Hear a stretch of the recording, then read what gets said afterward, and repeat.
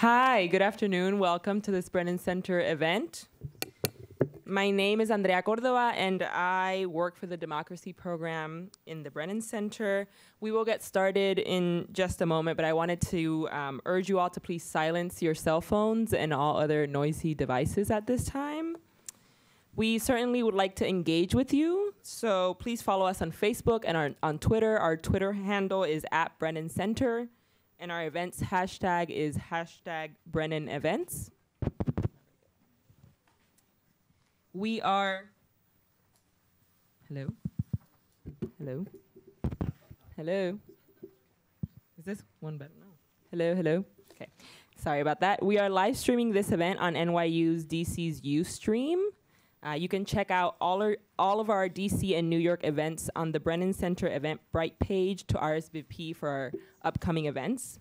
All of our Brennan Center programs produced both here and in New York are available on our YouTube channel, and the podcasts are all on iTunes, so you can't miss us. Again, please silence all of your phones at this time, and thank you so much for coming. We will get started in just a moment. Thank you.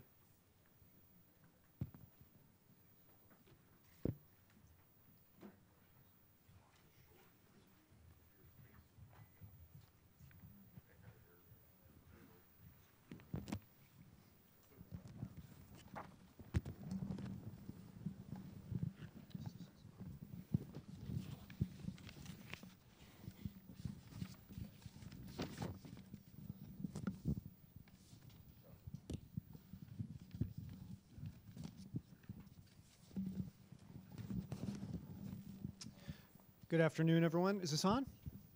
No? Yes? Is this good? Hi. Thank you. Good afternoon. Welcome to the Brennan Center for Justice. First of all, I just want to thank NYU's John Brademas Center and to the great team here, NYU team in DC, who always make us feel welcome. I'm Larry Norden. I'm the Deputy Director of the Democracy Program at the Brennan Center. Just to repeat, because I was told I can't say it too much, Andrea's discussion of how you can keep up with our work. You can find us online at brennancenter.org. Follow us on Facebook and Twitter. Watch our videos on YouTube. And listen to our podcasts on iTunes and SoundCloud. For those who don't know, the Brennan Center is a nonpartisan law and policy institute that works to reform and revitalize, and when necessary, defend our systems of democracy and justice. We've been deeply engaged in addressing the many issues surrounding election security to protect our constitutional democracy for over a decade. So, I'm sorry to disappoint folks. We won't be discussing Rod Rosenstein or Robert Mueller or Judge Kavanaugh today, but we are here to discuss a somewhat related topic, election security. And as we hurtle to Election Day 2018, in fact, voting has already begun for military and overseas voters, and in many places, early voting has begun for all voters. It's impossible to escape discussion of the vulnerability of our election infrastructure, cyber attacks, foreign meddling, and there's really no doubt for the cause of all of this discussion. In 2016, the Russians attacked our elections, and our intelligence agencies have told us that we should expect more this year, and especially in 2020. Much has happened at the local, state, and federal level to reinforce our election infrastructure and election security since 2016, and we're going to talk a little bit about that today. At the same time, many have criticized the lack of action on the part of Congress and the President, I include myself among them, to take dramatic action since 2016, and in fact, at this point, there's little more in terms of big actions that the states can do in the remaining days before the end of voting. So that brings us to our conversation today. Where are we on election security? What's being done to protect, detect, and recover from any cyber attacks this fall? And importantly, once we get through this election, what do we want to see our federal and state policymakers do to keep us safe in 2020 when the stakes may be even higher? So, to discuss these pressing issues and questions, I'm grateful to have an exceptional panel here with me today. And I invite you all, I'm not going to go through everybody's bio. We've got very impressive bios for all four of our panelists. You can find the full bios on the Brennan Center's website on our events page. I'm going to just give a very brief introduction. To my immediate right is Laura Grace. She's the Election Protection Manager for the Lawyers Committee for Civil Rights under Law. And to her right, and I guess for those facing your left, is Edgardo Cortez, who is the former Commissioner of Elections for the state of Virginia, and I'm happy to say is also an election security advisor with the Brennan Center for Justice. To his right, we have Brenda Cabrera, who's the General Registrar and Director of Elections, Voter Registration and Elections for the City of Fairfax. And finally, last but not least, Noah Prates, Director of Elections for the Office of Cook County Clerk David Orr. And as Noah and I were discussing before we started, and many of you probably would guess, Cook County is one of the largest in the top 5 of local election jurisdictions in the country. So I'm just going to begin with a kind of lightning round of questions that really nobody that works in our space wants to answer. So I'll give them to you. Maybe we could answer them in order, and you can choose which ones you want to answer. The first question is, what are you most worried about? Would you even know if the Russians or Chinese or some other hacker hacked into our election system? Would you know that in real time, or would it take a while to find out? And so that we don't leave everybody in a panic, what are you doing to prepare for these things? Laura. Okay, thank you. And thanks to the organizers for bringing us all together today. The Lawyers Committee leads a coalition called Election Protection, which is the nation's largest nonpartisan election protection, voter protection effort in the country. So from our viewpoint, we're worried about anything that prevents voters from accessing the process, whether that's being able to register, vote, or have their votes counted ultimately. Obviously, there are a number of cybersecurity issues that are of concern, but we're also concerned more broadly about election technology mishaps or problems that can occur that really put some real barriers up for voters trying to access the process. In terms of what we're doing, we're through our nationwide coalition and our state coalition partners are advocating election officials to prepare as much as possible for these, for anything that might happen on this front, making sure that contingency plans are in place and that officials are trained in what to do when something goes wrong, when a machine breaks, and making sure that those solutions are really voter-centered and are reasonable and not creating additional barriers for voters. We run an 866 Our Vote hotline that voters can access if they do face these types of problems at the polls, and we deploy thousands of nonpartisan poll monitors around the country to also help on the ground. Edgardo?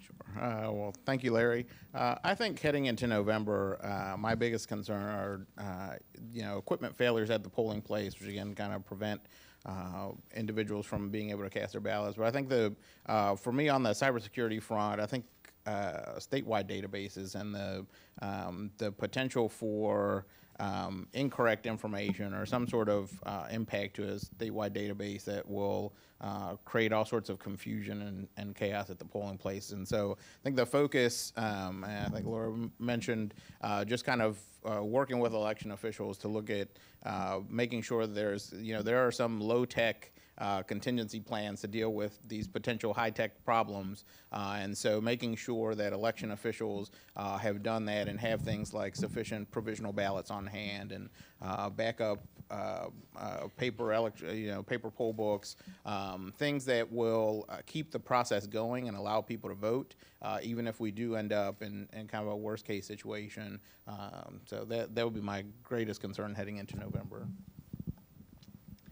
So at the local level, I think what we're always concerned about is what we don't know could happen. That's always concerning. This year, obviously, there's a greater emphasis on election security, so we do a lot of contingency planning, and we're fortunate to have a paper balloting system, so the advice is to order enough ballots for everyone. We have enough provisional supplies for everyone to vote provisionally. We download things and have things available ahead of time to make sure that if the system were to go down, that we could continue to service the voters. Thank you. Can we hear? Okay. Yeah, it's important when we talk about things like election systems, we recognize that's an umbrella term, which covers all of the digital services we rely on. One of those services is a voting system, which is generally way harder to get to than the other digital services. But we've got websites that put out election results, websites that put out voter information. We've got electronic poll books and command centers. Each of these have a stronger internet presence. They're more networked, and therefore they're a likelier target or an easier target of our adversaries. And I think everybody in the election community now has accepted the admonitions of our intelligence community that there are actors with the capability and intent to disrupt our business. And sure, there are nation states, but there are also non-state actors and individuals. So the entire election community is focused a lot on security. It's important to reframe security a little bit because it can't just be about defending systems. You know, in the corporate world, defending systems is difficult, and you can look at maybe Uber, Equifax, HBO, Sony, companies that invest hundreds of millions, if not billions of dollars into defending systems. So in the election sphere, we rely a heck of a lot on securing our systems through building resiliency. And that is the ability to detect when something bad has happened and to recover from it. And that's where we're spending a tremendous amount of our time, and that's where a lot of the sort of recommendations, like the one the Brennan Center put out recently, are focused. Not just on defending systems, but on continuing strong business practice, even in the event of a successful intrusion. And that's where we put most of our efforts. So for people in the audience who may not spend their days thinking about elections, particularly from our election officials, we heard a lot about contingency plannings and resiliency. Could you give a concrete example of, and it doesn't have to be because of a hack, but something that might go wrong in one of these connected systems and how, what the planning is to recover from them? Sure. I mean, if you mind, I'll hop in real quick. So things like unofficial election results that get put out on election night.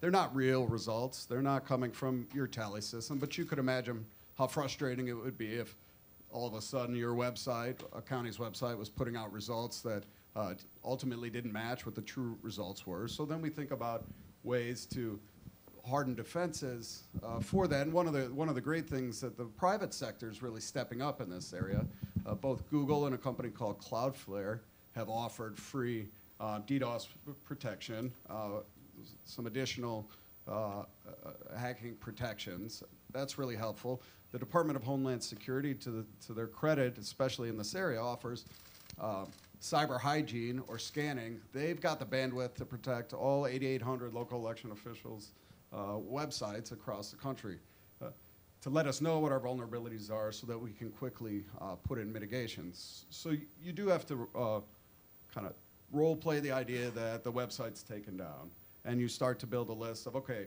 can we get out results through Twitter?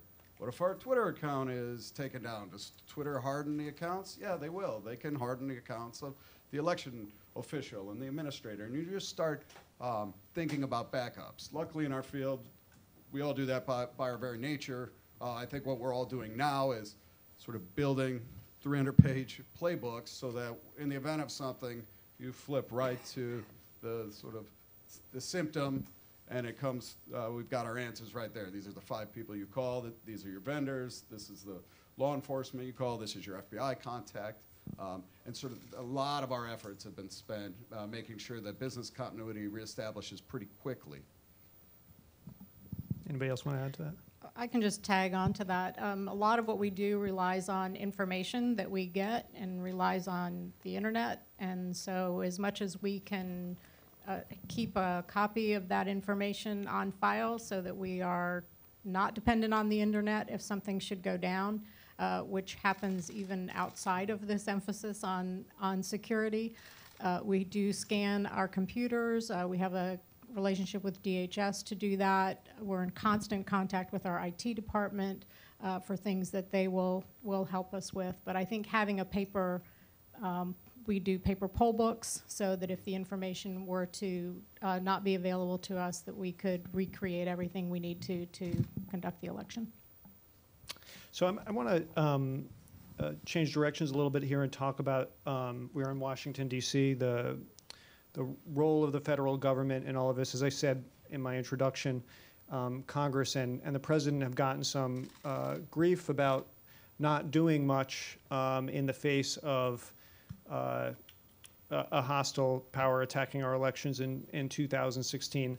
But I think that may give some folks the impression that the federal government is doing nothing. And Noah, I know you've been involved with some of the steps that the federal government has been taking since 2016. Maybe you could talk a little bit about that? Sure. Well, so the first thing that happened was in January of 2017, Secretary Jay Johnson and the Obama administration named elections as a critical infrastructure sector, meaning there's a level of federal involvement, federal care that is automatically triggered. In order to support that, the Homeland Security Department quickly pulled together a set of government stakeholders. So the National Association of Secretaries of State, the National Association of State Election Directors, and then some of us locals have been working together for nearly a year to try to drive DHS's policy in this area. You know, the Secretaries of State have zealously guarded the elections institution because from the beginning, elections were run at the state level.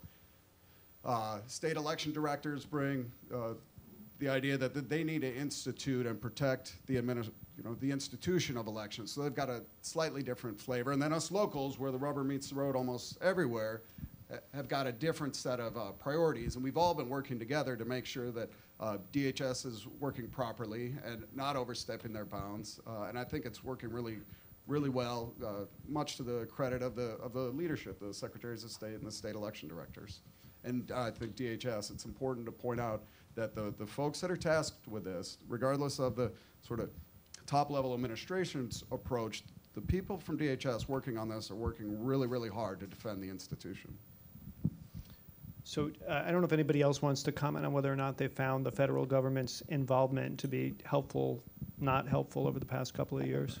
I can talk about that. So, I was in Virginia's elections commissioner until the beginning of this year, and I think last year I was involved in a lot of the discussions and kind of interactions between DHS and the states and the local governments. I think there's been a lot of progress, especially on the communication front. I think one of the biggest obstacles we encountered in 2016 is we started getting information about these potential threats to the system, is that there was really no communication process in place between the federal government and the states and locals to even know, where to get information from or who to direct potential concerns to. And so I think a lot of the focus last year and into this year has been improving that. I think also the establishment of the election infrastructure information sharing and analysis center under DHS to kind of set up those parameters and getting all the states signed up,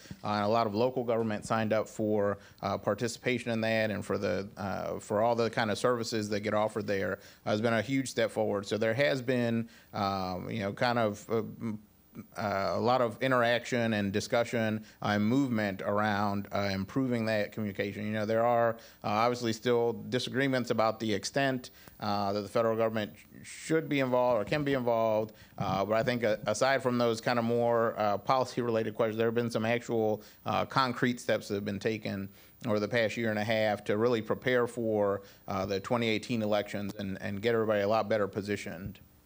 So, Edgardo, you mentioned policy. One thing that Congress hasn't done anyway is really pass any legislation related to election system security. And there is this bill, the Secure Elections Act, which I believe I read this morning. There's going to be an even newer version of this reintroduced by Senator Lankford, but who's a Republican from Oklahoma.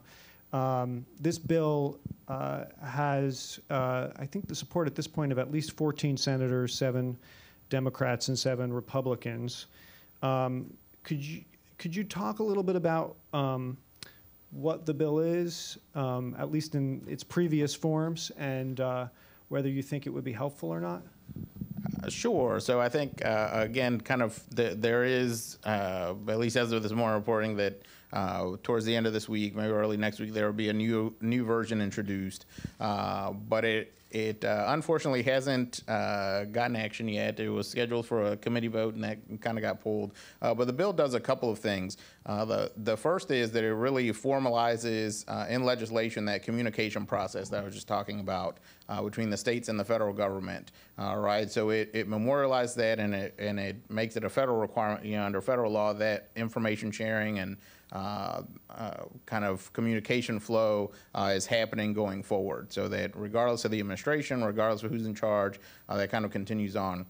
I think a couple of other key things is requires things like election vendors to report cyber incidents. Right now, there's no requirement that if a vendor that provides election technology, if they have a breach of their systems or if there's some cyber incident, there is no requirement for them to report that either to their customers or to the federal government. And so this really would set up a requirement for reporting those incidents so that everybody can address them properly. One of the biggest things, I think, in the Act that's been a point of contention is the requirement for effective post-election audits, in particular risk-limiting audits. Basically, you know, the original version had a very strong audit requirement. I think the current version has reduced that a little bit. But the idea behind post-election audits and the move to paper overall for our voting systems, right, is that you have some independent verifiable record of the votes cast, and then you go back after the election and confirm that those ballots were counted accurately. Right, and so it's having people take a look at the paper after the election to make sure that the machines were tallying correctly. So there's kind of this whole.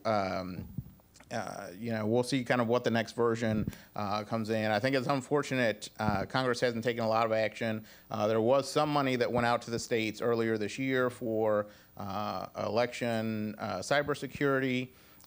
It certainly is not everything that's needed in the states. I think it'll be helpful and has been helpful to the states as you know, as we move forward. But I think it kind of speaks to the need that's out there. Hopefully the passage of the Secure Elections Act or something similar along those lines will come with some continuous line of funding for states and local officials, because I think, you know, cyber security is a really expensive undertaking, and elections are, you know, have become much more expensive and resource intensive to run, and so we need that kind of federal involvement to make sure that there's some money there to put in these minimum requirements.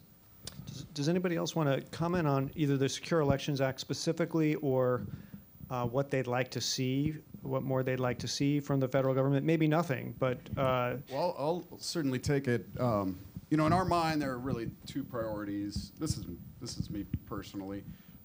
One is to make sure there are voting systems with paper artifacts that can be hand counted for an audit. And to me, it's simply because our institution has sort of two virtues. It's to put out election results that are true and trusted. And even if the technology were bulletproof, which it isn't today and may never be, the trusted virtue is hard to establish in the political realm. And so the idea that an 8th grader could verify the election results were right is important. That you don't need a sort of degree in cryptographic hashing to trust the results. They could both be true, but to get to that virtue of trust, you know, I don't see anything other than a paper artifact that can get you there. So that's one priority. Clearly, there was not enough money invested to make sure that the 20% of our country that still relies on, at least to some degree, pieces of voting equipment that have no paper, the investment wasn't made that could move them along. The other priority, though, is certainly to get expertise into every local election official's office. I mean, we're a big office, 100 employees. We partnered with the Chicago Board of Elections and hired an InfoSec professional because when you get 20 emails a week from the Information Sharing Center, and you get great recommendations from the Center for Internet Security and great recommendations from the Brennan Center, somebody's got to be able to ingest that. And it's barely possible in our office, though we're doing it, but most of the country's 800 local election officials come with staffs of 3. And the idea that you know, they can absorb the information, build the best defenses, institute the best audits, institute the best recovery plans without boots on the ground is a bit unfathomable. So, you know, I will just point out in Illinois, we've taken our half of the HAVA funds, the $14 million, and we sort of employed a team of, we call them cyber navigators or digital defenders, people that are going to go and partner up with local election officials and be their information security professional for the next couple of years. We think that that's a model that most states should employ. You know, obviously, we're all wrestling with different challenges. I hope the Illinois experiment works out, and I look forward to some other states adopting it. I know some are indeed doing that. Brenda, obviously the city of Fairfax is a lot smaller than Cook County, although probably bigger than a good percentage of election jurisdictions in the United States. But do you want to talk about anything that Noah mentioned? Has there been sharing in Virginia between smaller localities and bigger localities? I think the advantage that we have in the city of Fairfax is that we are close to DC, so we're a little more aware of the different resources and partnerships that we can do.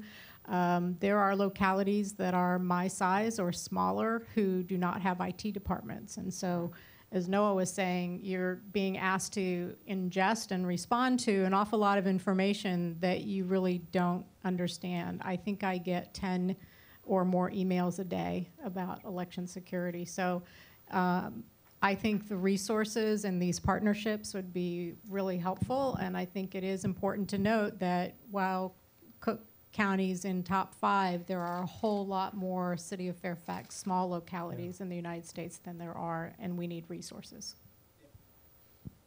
So we've had in the news recently a lot of attention to paperless touchscreen machines, and Noah touched on that a little bit. In fact, in Georgia, we have a federal judge, although she denied a preliminary injunction motion to enjoin the state from using the paperless touchscreen machines they have there. She made pretty clear in her opinion that she was concerned about their security, and that the plaintiffs were likely to ultimately succeed based on their security concerns to force the state to get rid of these machines on the argument that they were violating voters' constitutional rights. And within the past couple of weeks, the National Academy of Sciences joined many other experts in saying that these machines should be replaced as soon as possible. One of your more controversial moves, Edgardo, as elections commissioner, was decertifying these paperless machines being used in Virginia. Do you want to tell us about that process and why you did it? And again, there's been a lot of concerns about the fact that, as Noah mentioned, about 20% of voters are going to use those machines this fall, what that means? Sure. So last year, Virginia decertified its remaining paperless systems roughly 2 months before the November election. Virginia has off-year elections, so we had a gubernatorial race last year. I think, Noah mentioned during the first question this, that there were a couple things about building resilient systems. Number one was identifying and kind of protecting against threats, but the other one was the ability to recover from them, right? And so ultimately, our decision in Virginia boiled down to the fact that, number one, we couldn't identify in a paperless system, the paperless systems that were in use in Virginia, whether or not anything had happened to that equipment, right? There was no way to identify if there had been inappropriate access, if anything had happened to the underlying systems. But even if we'd been able to do that, there was no way to recover from that sort of system failure or system breach.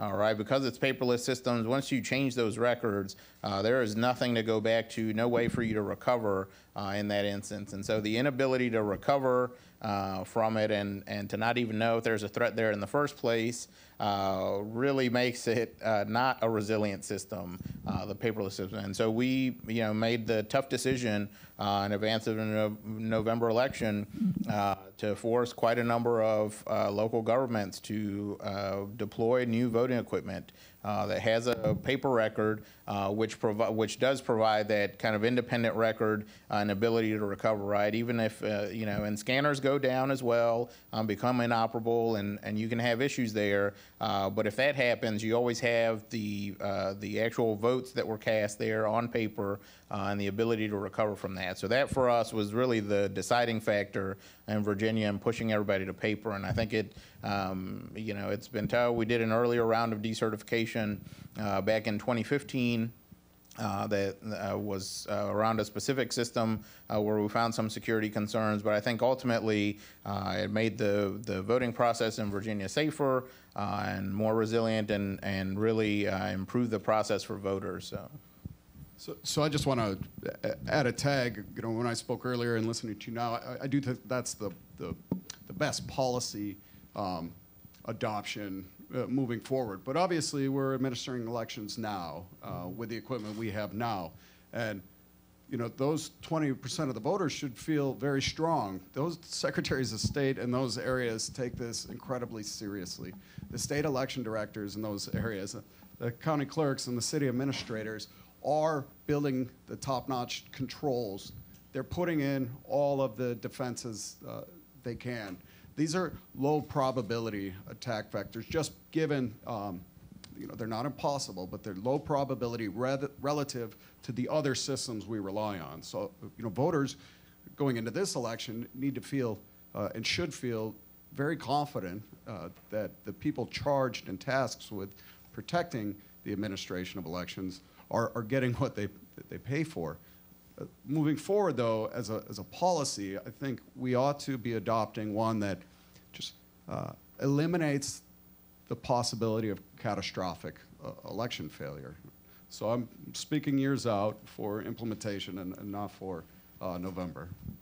So, Larry, if I could add one more, I think Noah's right. I think one of the things we've been promoting the Brennan Center on contingency planning is for those, in terms of recovery and ability to address issues, is that those local governments, those states that are using paperless systems, they have emergency backup ballots printed and ready in the case there are equipment failures. That, again, ultimately what you want as an election official and as a voter is for the process to keep going and be able to continue voting regardless of what's going on with the technology.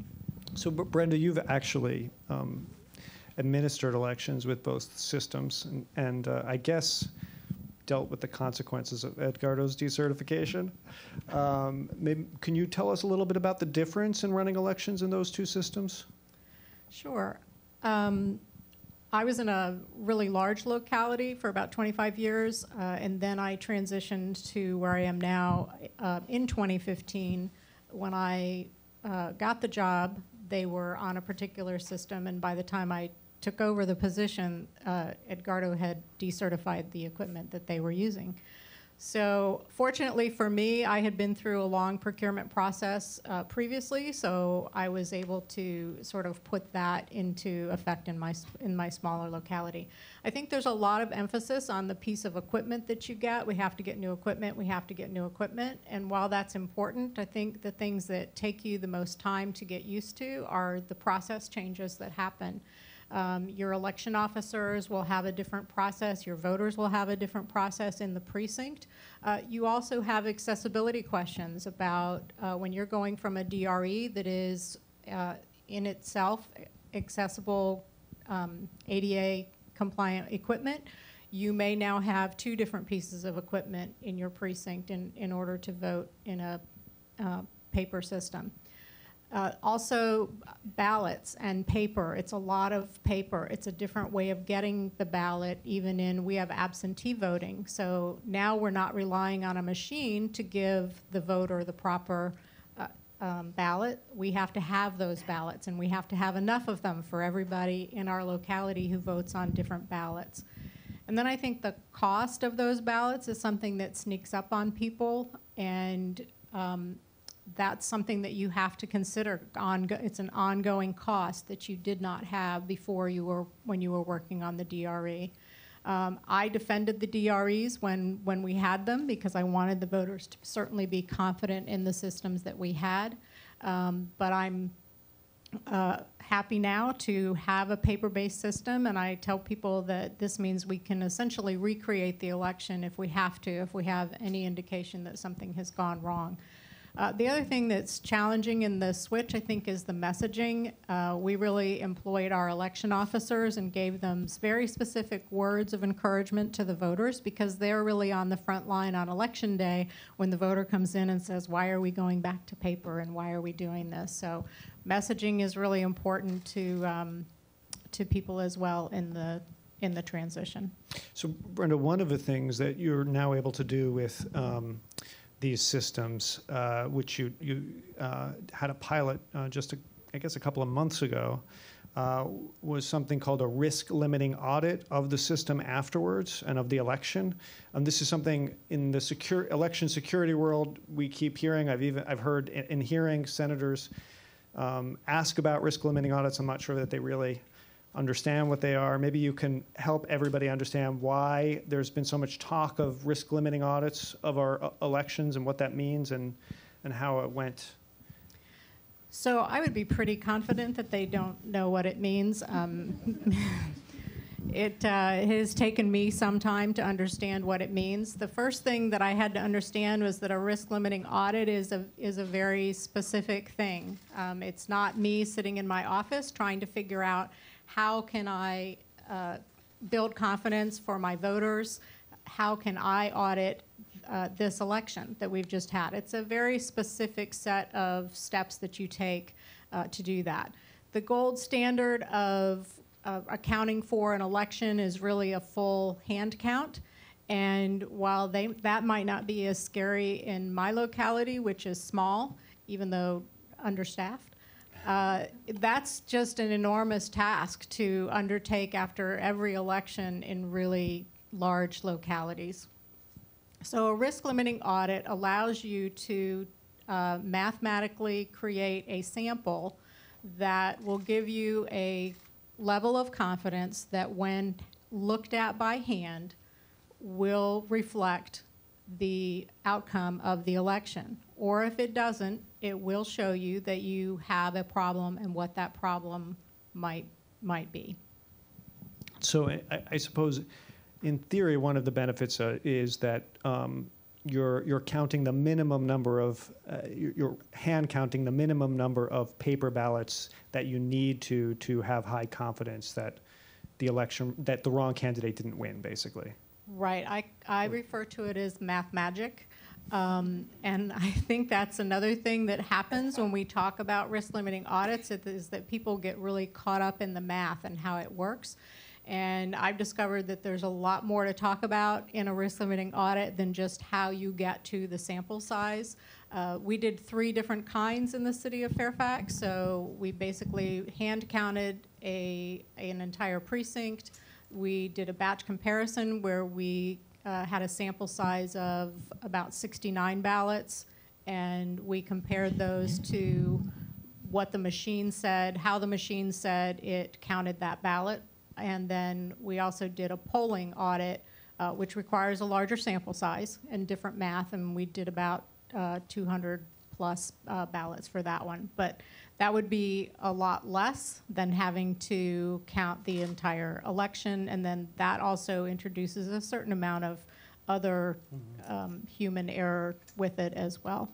And if I might add, like in Colorado and in Rhode Island, if there is a discrepancy found, the sample size grows. And conceivably, you could get to the point where you need to hand count the entire election. So this is done prior to certification. So you are guaranteed to get to a point where you have proven, either through a full hand count or you got to the confidence level, that the software matches the hand count. And that both picked out the same winner. And that's the true and trusted virtue that we all try to establish as election officials. Yeah, and thanks for that correction. I said election result, but in fact, this is supposed to happen before certification, so there is no official result yet. That's the textbook of it. I mean, Right. we're all wrestling with trying to get the value from it, even if our state codes aren't up to date yet. In Virginia, it is not done before Right, certification. right. So Laura, I don't want you to think I forgot about you. You are helping to run the election protection hotline. I don't know if we've said the number yet, but it's 1-866-OUR-VOTE. And this is where voters call in to the hotline to talk about problems that they're experiencing and to seek assistance. This doesn't just happen on, I'm forgetting what day election day is this year. I think it's November 6th. Thank you. It's not. It seems so far away. It doesn't just happen on November 6th. In fact, you guys were working over the primaries. So how do voters process all of this when they're hearing all this talk about cyber attacks and Russians and election attacks? What are you hearing from them? Yeah, certainly. And just to echo, we do run the 866-OUR-VOTE hotline live for primaries. We're launching tomorrow live through the election day to help voters with any types of problems or any assistance that they need. On this particular issue, it does seem like voters are a bit more alert to the concerns of the day, that, talking about cybersecurity issues. But as a practical matter, when they go to the polls, we have voters call in when they face problems with technology in the polling place, or whether that's the voting machine or a problem with the voter registration system or the e-poll book. One thing I think that's just worth re-emphasizing is thinking through when there is a problem, what happens. So for example, we have voters who call that say, I filled out my ballot, but when I went to put my ballot in the scanner, it wasn't working.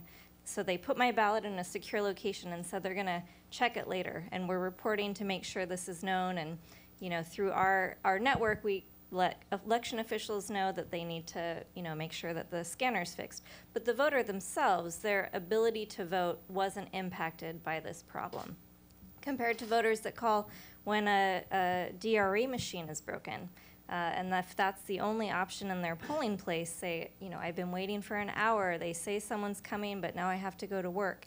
And I can't come back because poll hours close before I get to leave work. These are real problems that impact voters and really disenfranchise people if there aren't contingency plans in place that are a reasonable option, for voters to take. And so, we do, through our hotline, get a number of reports like these and do our best to advocate to election officials to really think through the practical impact that we'll have on voters. One issue that we did have a number of calls about was in LA County during the California primary this year, due now to what we know not to be a cybersecurity issue, but seems to have been a software issue. 120,000 voters, their names were missing from the polls. So when they went to go vote, they were told they weren't on the registry, and Thankfully, in that case, polling officials immediately were telling voters to cast a provisional ballot. The County Board of Elections were quite transparent and public about the issue as it was happening. Voters who had cast a provisional ballot, their ballot was counted. There was no extra effort required on the part of the voter. So in that case, despite a very significant error and a very serious issue that was later reviewed by external auditors, and proper follow-up is being done with voters to inform them of what happened and remedy the issue. But those voters were still able to vote. Their vote was still ultimately counted, and the voters themselves didn't have to take any extra step to vote. More recently in Maricopa County in Arizona, when poll books and ballot printers at precincts weren't set up on time, polling stations in many locations didn't open for hours later. And polling officials didn't really know, on the ground, didn't really know what they were meant to do in that situation. So information wasn't consistently shared with voters. Provisional ballots were not always being provided. There were early vote centers available around the county that some voters could take advantage of, but other low-income voters or voters with transportation limitations or voters with, that had to go to work weren't able to ultimately cast a ballot. So these really can have some very significant impacts on voters' ability to access the process. Can I just take a second to highlight the LA County? Those provisional ballots are part of federal law. That's resiliency baked in to the system. I think it's actually a good news story, because while the type of thing that happened there was a software problem locally, the impact is the same as what's a likelier attack vector, one of our voter registration databases going down. There is resiliency built into the process to help sort of overcome or withstand even a successful attack. And I think it's a good news story. That's something that's available nationwide in all states. All counties are set to implement it. So, but training of officials and contingency planning and providing sufficient materials. Having enough provisional ballots. One of the things that the Brennan Center has exactly. recommended is 2 to 3 hours. Those are great points. Yeah. Great that Los Angeles had that. So I'm told that we should. It's time for questions from the audience. How are we, Andrea? How are we doing this? Are we having people come down, or are we? Oh, so there are 2 microphones on either side, and while we're waiting for people to come down, I'm going to ask one last question. I guess make this lightning round again, but I want you to imagine, all of you, that we've made it through 2018, no problems, everything went great. What are the big things you're thinking about fixing, tweaking personally, where you work, or if not that, what are you hoping to see your state or federal government do ahead of 2020? We're trying to buy new election equipment that's easier to defend and provides better capability of detecting error and recovering, and we've got to institute that over the next couple of years. So we've all heard about how changes are hard to handle. That's going to be our top priority. I think for me, having conducted this audit for Virginia, this was the first audit that Virginia did.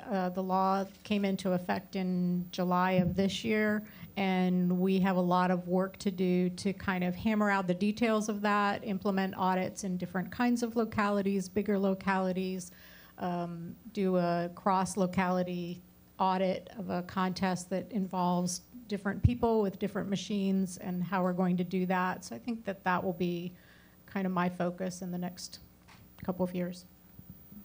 I think post-election, heading into next year, I'll be focused on kind of nationally pushing that 20% of places that don't have paper-based systems to transition, because they'll have time before the presidential to do that, and then kind of coinciding, going along with that, is this push for audits, like Brenda talked about, and getting people really more comfortable with them, and looking at how to conduct them, given whatever their unique setup is, so they're ready to do that heading into presidential.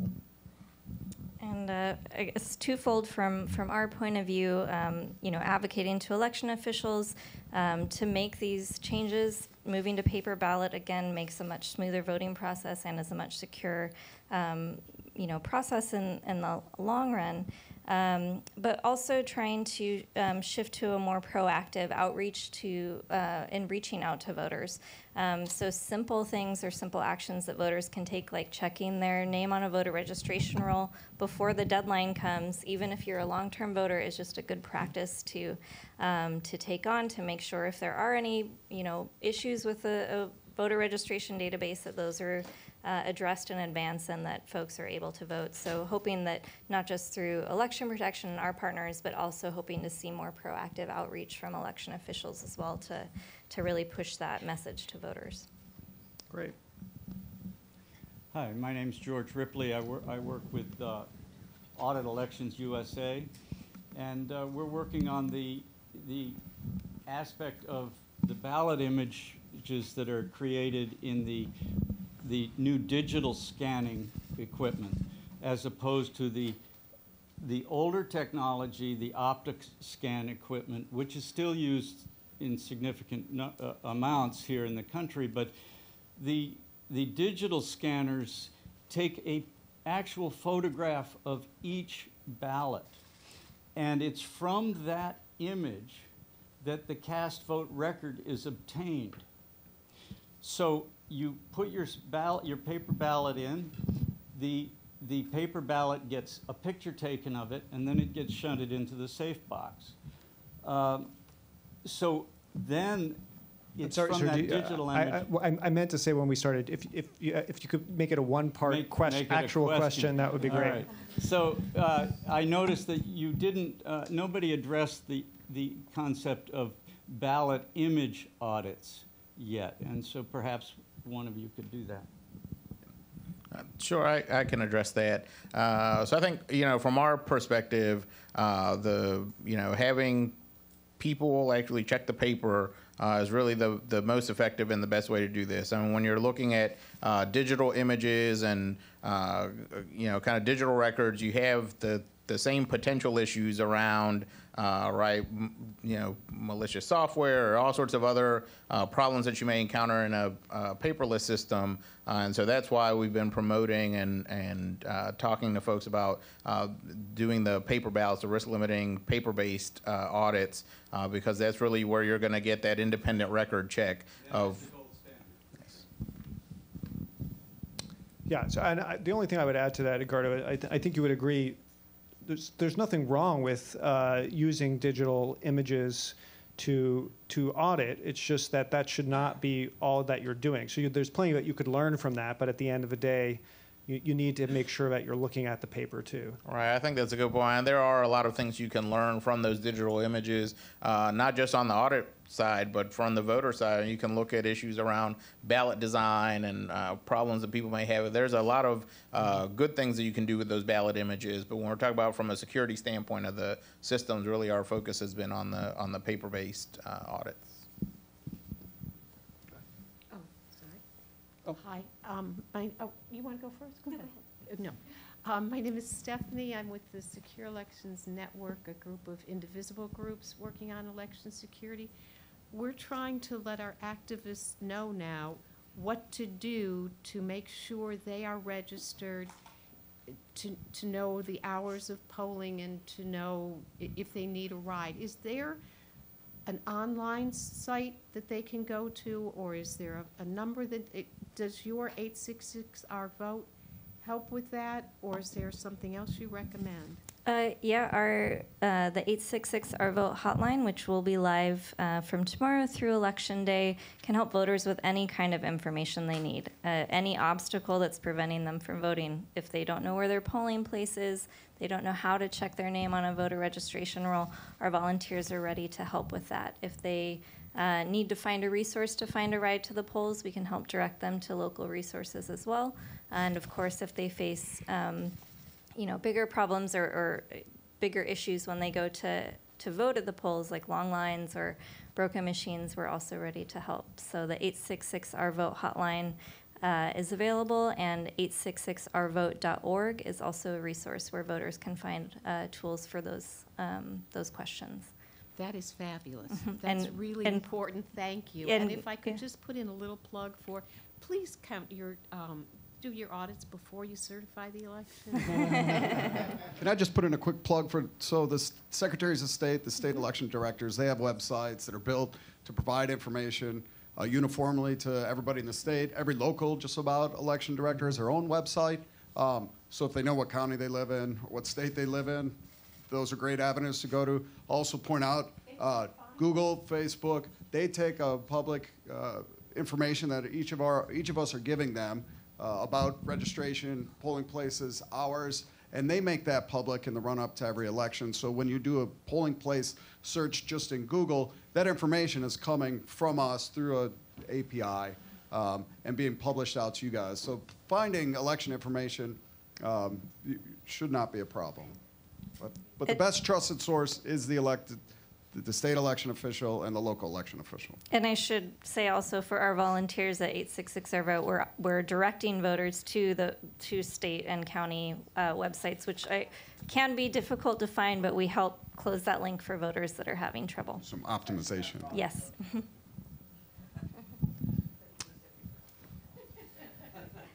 Hi, I'm Beth Tudon. I was just registering high school students today, so that's why I'm dressed like this.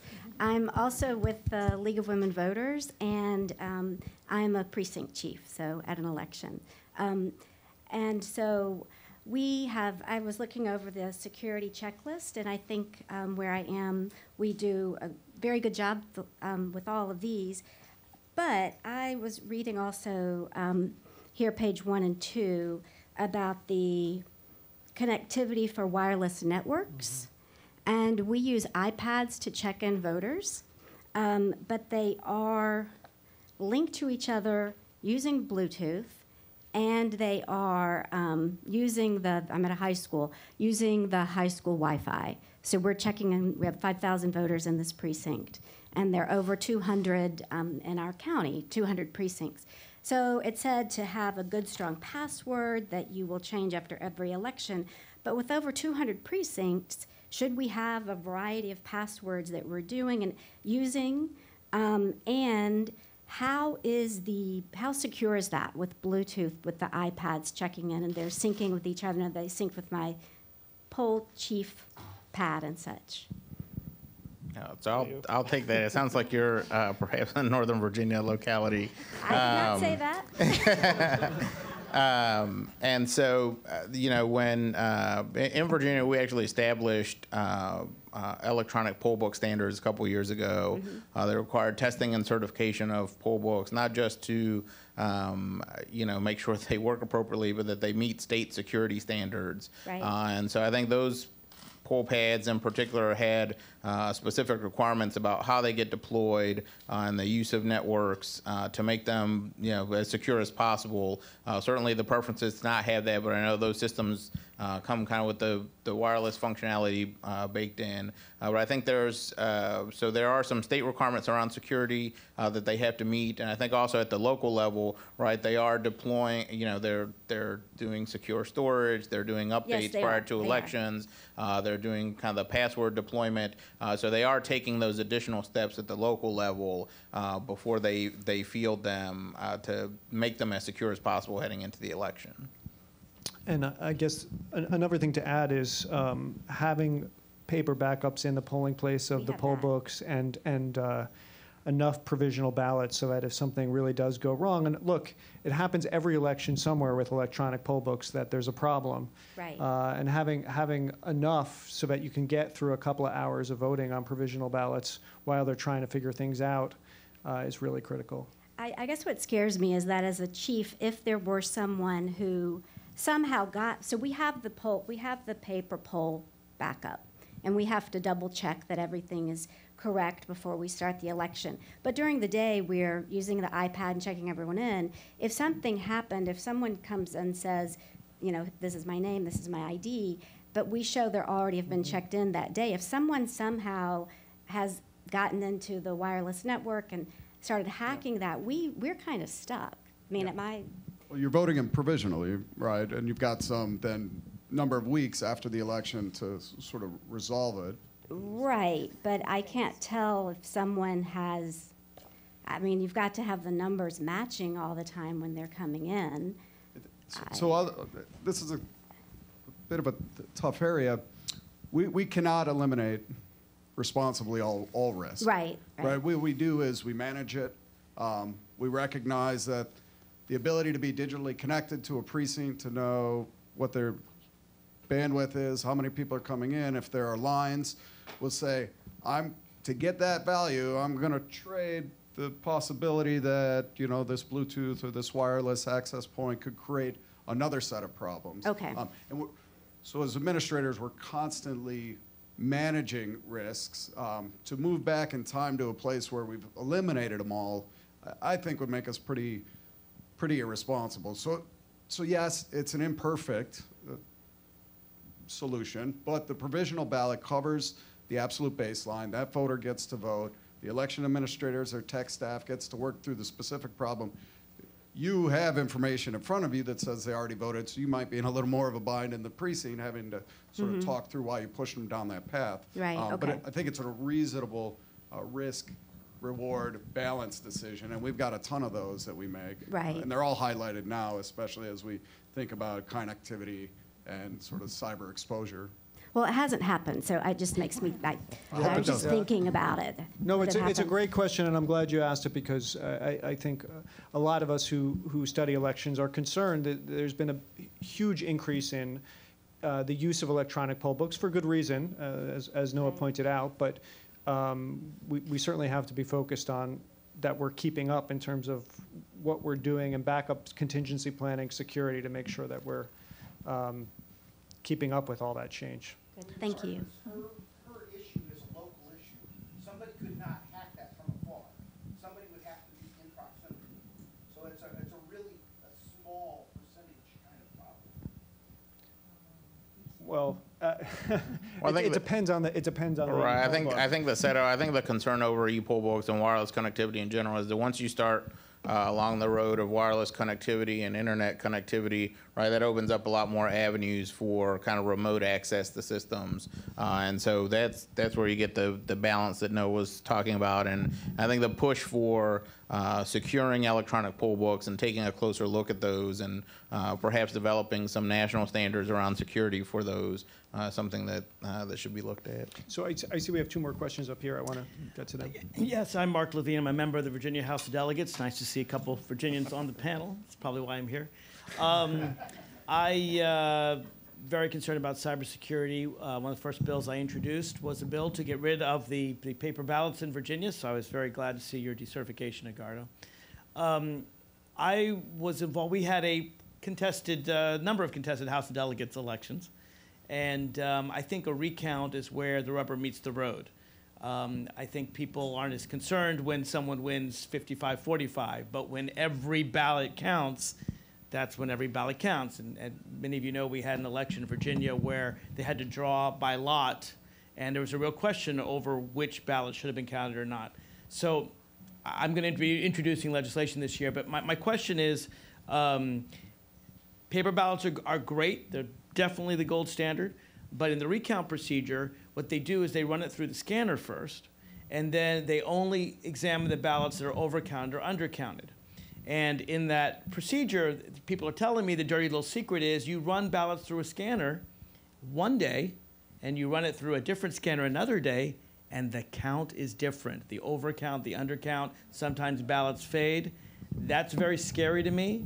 My question to all of you is, what can we do to make sure our scanners are accurate? Maybe we need better risk-limiting audit procedures, or maybe we need, frankly, when the scanners are different, that people go in there and actually hand count the votes, which is kind of what I'd like to see. But I'd like to talk about scanners and how we verify them.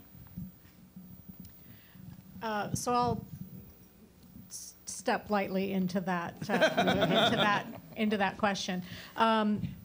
From a risk-limiting audit standpoint, if you had a close margin that fell within the recount, in Virginia it's 0.5 or 1%, you would be doing a full recount anyway, if it falls within the recount. And if not to get into law, but if the candidate actually asked for it to be done. And the recount standards are different from election day standards. So you end up hand counting some ballots that you didn't hand count on election day. And that's almost always going to create some challenges because you're looking now at voter intent. And we had a ballot in the city during our audit where the voter clearly overvoted the ballot, and the machine did exactly what the machine was supposed to do, and it counted that as an overvoted ballot. But it was clear looking at the ballot when the voter crosses out two names and circles a name and says, I want this one, it's clear that the voter intent is that they want that candidate. Again, the machine responded to that ballot is exactly as you would want them to do. So as long as you have a law that requires a different methodology for a recount than it does for election day, you are potentially going to come up with differences in your count, but you should be able to explain those counts. So in our recount, we could explain everything that where the numbers, differed. We could very clearly show this ballot and say, this is different because this vote got counted as a vote for here, where on election day it did not. And if you're coming up with a recount and you're not being able to essentially go back and say, this is the difference because we had this many ballots that were marked differently or counted differently, adjudicated differently because of voter intent, then you have something that you need to look into with your machines. In our case, that was not the case. I could just real quick, I completely respect what you're saying. That's actually not, maybe I didn't artfully phrase my question. Okay. You're absolutely right about that. I have no problem with that. My question is the scanners themselves, you run the same set of ballots through one scanner, and it might say 65 votes, no problem, 4 overvotes, 6 undervotes. You run it through a different scanner, and it might have a different count. So my question is, what are we doing to make sure the scanners are accurate? So we should replace most of them. All of our technology is pre-iPhone, right? This is what the facts are on the ground. We don't invest in elections at the local, the state, or the federal level. We've got a handful of vendors that work hard, but on very slim margins. There are technology problems that can be solved if there's a functioning sort of market, and there isn't. There's some really good new technology. The new scanners from each of the vendors are really good, but most of the country hasn't been able to employ them. The last real investment was in 2002, and we're all sort of rubbing our nickels together to see if we can sort of patch things up with old technology. I think the heart of it is right there. And so I think, if I could, Delio, I think one of the, with the scanners themselves, you're looking at a couple things. So you're looking at, in terms of ensuring that the scanners are counting appropriately. So the first big thing, right, that we've been talking to folks about, and I think a lot of election officials do, although unfortunately not all, is to do logic and accuracy testing in advance of the election for 100% of your voting equipment, right? Because that's going to identify potential issues in advance of the election with programming of the machines or with how the machines are taking certain ballots. So really having a rigorous and thorough 100% logic and accuracy testing. I think on the kind of validating the counts, we talked about the risk limiting audits. I think in Virginia, in particular, Brenda mentioned, the law that was passed has that coming after certification. I think moving that pre-certification, right, gives you the assurance that those scanners were counting accurately, and it gives you that confidence in how they're counting. And then, establishing, like Brenda said, talked about kind of voter intent, but having those standards set up in advance of the election, in advance of any recount, so that there's kind of an agreed upon basis for tackling ballots that don't go through the scanner, right? Things that overvotes, undervotes, stray marks, all sorts of things. But having those guidelines, those standards set in advance of the election, so that everybody's kind of clear on them. I think all of that feeds into having a successful recount process where you have confidence, you've built confidence along the way in both the programming of the equipment and the equipment itself, that it's all counting accurately as you head into a recount, and then incorporating testing and the verification prior to a recount as well. Thank you. All right, so we've got 5 minutes left and 3 questions. So what I'm going to ask you to do is just quickly identify yourself, quick question, and then we'll try to answer among us. My name is David Tessitore. I'm from Pittsburgh, Pennsylvania, where I'm involved with a number of groups. And I have a case that's to be argued en banc before the Pennsylvania Commonwealth Court on whether we can have local, like Allegheny County, appoint an expert commission with cybersecurity people to review the machines, because all of these vendors have different equipment that have strengths and weaknesses to create an optimum system. But it came to my attention in the past week or so that one of the counties in the northeast of the state has an election director that has personal ties with one of the vendors who she's very much pushing for the replacement of their equipment. Pennsylvania's going to have to replace all of its equipment basically throughout the state. And so I'm wondering what sort of protections and looking at the relationships that the election directors who have influence of this may have with the choices. We have that same issue in Allegheny County where it seems to be backroom dealing and not open in the review of the equipment. So Okay. That's my question. Thanks. Next 2 questions, and then we'll. I'm Lisa Coteen-Gerchik. I'm with the League of Women Voters in Arlington. And my first question was actually a quick comment that the League has also a sort of a hotline. It's called vote411.org, and it provides information about ballots as well as voters and voting. And the second thing is, has any funding been anticipated down the road for voter education to prevent such things as over and under counting, so that voters know that if they're filling out a paper ballot and they change their mind, they made their mark in the oval or the square, and they changed their mind, they realized they did it wrong, that the important thing to do, the thing that they must do, is to turn that ballot into the elections chief and get a new, fresh ballot, because that ballot has been spoiled. Thanks. And final question. Hi, my name is Erica Posey. I'm actually also with the Brennan Center. Just sort of building on the question about voter education, I wonder if any of you can speak to efforts to educate voters about what are reliable sources of information, as we've seen sort of misinformation campaigns come up. So letting people know about the availability of the websites for the Secretary of State and that is their best option. That's a great question, especially given that when we're talking about foreign interference in elections and what happened in 2016, a big part of that is misinformation on social media in particular. So we've got, it seems like 2 questions somewhat related. What kind of precautions can be taken or review of election director decisions and purchase of equipment?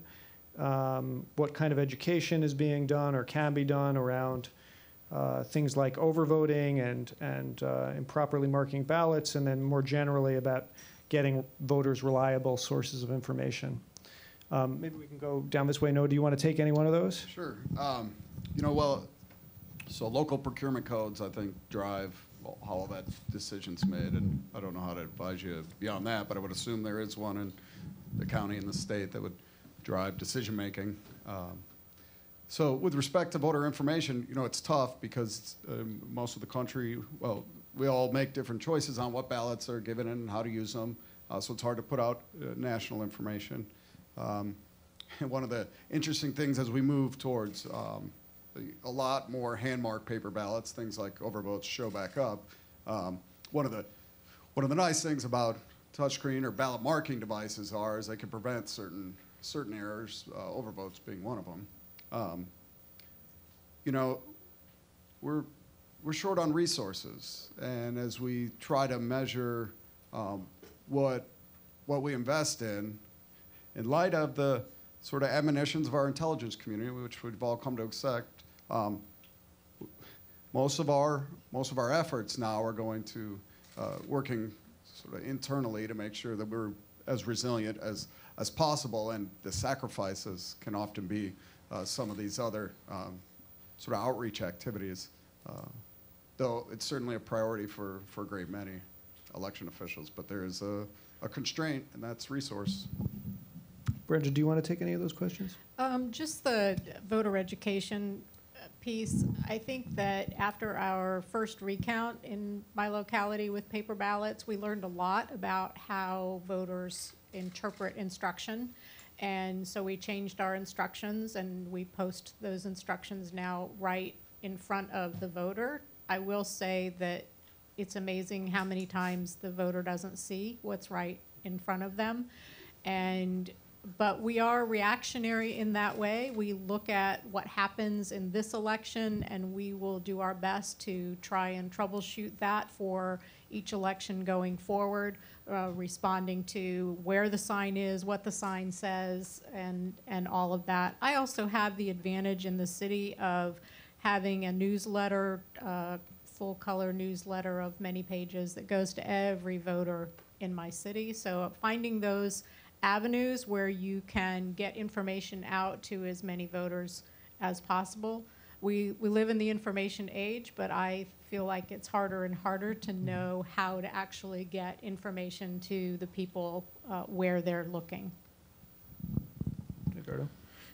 I think on the procurement side, I mean, Noah mentioned that there's, kind of general procurement requirements. I think on the election official side, one of the things that I've always been cautious of, and I know a lot of election officials are, but it should take notice of, the appearance of what those relationships may be. It's not necessarily that there's inappropriate stuff going on, but what the appearance is. I mean, it's a very small field when you're talking about vendors and election officials, and so it's kind of an extra caution for election officials to take note and avoid any appearance that there's something inappropriate going on. But if they're using and following the procurement rules, that should cover them from a safety standpoint in terms of making sure that they're making appropriate decisions.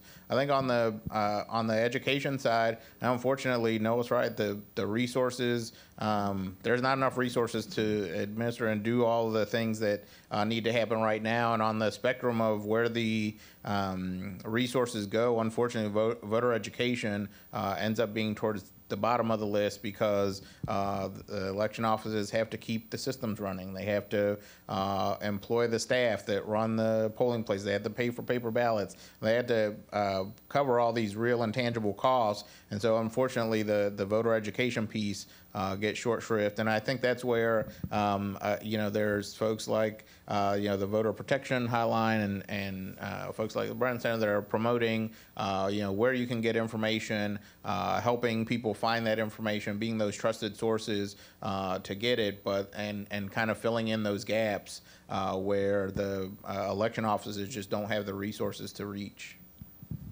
Laura, do you want to close us out?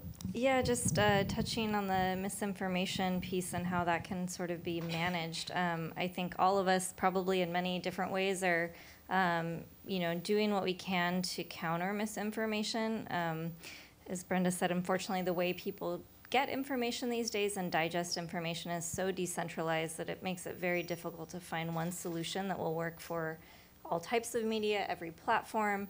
I know that many of the big social media companies are looking into this issue, and we and our partners are giving recommendations on what might be done.